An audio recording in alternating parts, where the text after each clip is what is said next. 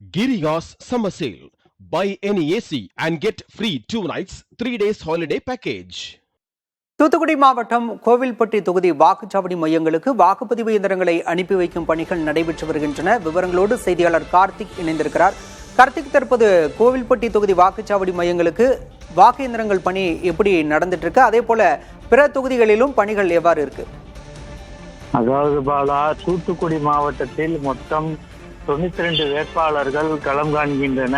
அதன் ஒரு வகையில் தூத்துக்குடி மாவட்டம் கோவில்பட்டி சட்டமன்ற தொகுதியில் 318 வாக்குச்சாவடி மையங்கள் அமைக்கப்பட்டுள்ளன.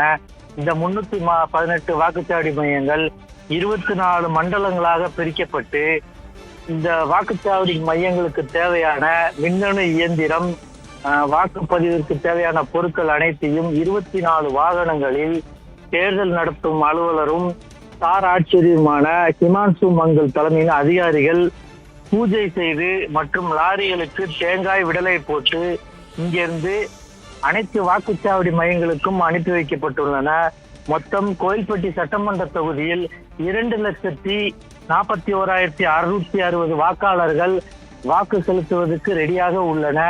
வேட்பாளர்கள் சார்பில் அதிமுக சார்பில் முன்னாள் அமைச்சரும் முன்னாள் சட்டமன்ற உறுப்பினரும் கடம்பூர் ராஜுவரும், திமுக சார்பில் முதல் முறையாக தேர்தல் களம் காணும் கருணாநிதி உட்பட 21 வேட்பாளர்கள் களம் காண்கின்ற பாலா.